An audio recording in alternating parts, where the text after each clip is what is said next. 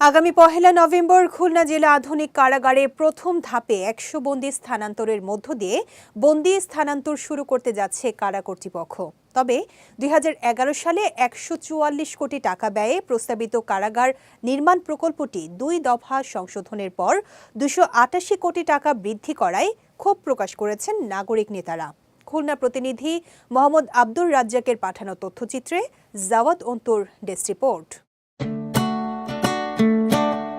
খুলনার city bypass সড়কের পাশে প্রায় ৩০ একর জমির উপর নতুন কারাগার নির্মাণের লক্ষ্যে ২০১১ সালে জাতীয় অর্থনৈতিক পরিষদের নির্বাহী কমিটিতে একটি প্রকল্পের প্রস্তাব আনা হয়। ১৪৪ কোটি টাকা ব্যয়ে নতুন কারাগার নির্মাণ প্রকল্পের অনুমোদন দেয় কমিটি। ২০১৭ সালের জুনে শুরু হওয়া নির্মাণ কাজ শেষ হয় ২০২৪ সালে। নানা জটিলতায় ৮ বার নির্মাণ কাজের সময় বাড়ানো হয়েছে। দুদফা সংশোধন করে প্রকল্পের ব্যয় বাড়িয়ে করা হয়েছে ২৮৮ কোটি টাকা। আর এতেই চরম ক্ষোভ প্রকাশ করেছেন নাগরিক নেতারা।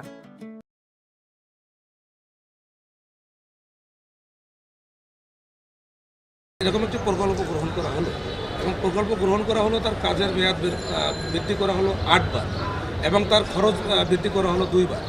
কারেকশন করাটাও আমাদের জন্য সহজ হবে এবং পুরাতন কারাগারের উপরে বন্দীদের চাপ, যে ধারণ করছে দ্বিগুণ বন্দী আছে, এই চাপটা অনেকটাই কমে যাবে। কাজটি ডিপিপির অঙ্গ অনুযায়ী সুসম্পন্ন করতে ২০২৪ জুন লেগে যায় এবং ২০২৪ জুনের মধ্যে আমরা সফলভাবে প্রত্যেকটা অঙ্গের কার্যক্রম সুসম্পন্ন করেছি।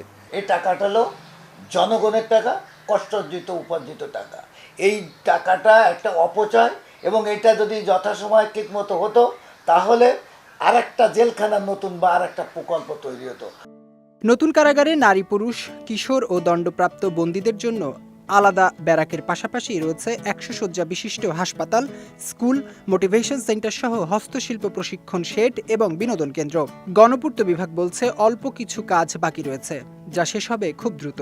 আর নতুন এই কারাগারে জেলার বন্দীরা এবং পুরাতন কারাগারে মেট্রোপলিটন এলাকার বন্দীরা থাকবেন বলে জানিয়েছে কারা কর্তৃপক্ষ। মেট্রো আসামিগুলা আপনার পুরাতন কারাগারে থাকবে, আর বাকি জেলার আসামিগুলো এবং সাজাপ্রাপ্ত বন্দীগুলা নতুন কারাগারে থাকবে। এবং আশেপাশে যে কারাগারগুলো আছে যেখানে আপনার ওভার ক্রাউডেড, ওইখান থেকে সাজাপ্রাপ্ত বন্দীদেরকে এখানে রাখা হবে, আনা হবে। ছোট বড় 64টা ভবনেরই কাজ সম্পন্ন এবং জেল কর্তৃপক্ষকে আমরা ইতিমধ্যে বুঝিয়ে দিয়েছি। ছোট কিছু ত্রুটি যেটা এখনও আমরা শেষ পর্যায়ে, একদিন হয়তো লাগবে, 1-2 দিন লাগবে। বর্তমানে খুলনা পুরাতন কারাগারে প্রায় 200 কর্মী কর্মরত রয়েছেন, আর নতুন কারাগারের জন্য 600 কর্মী নিয়োগের প্রক্রিয়া চলছে। বিজয় টিভি নিউজ ডেস্ক।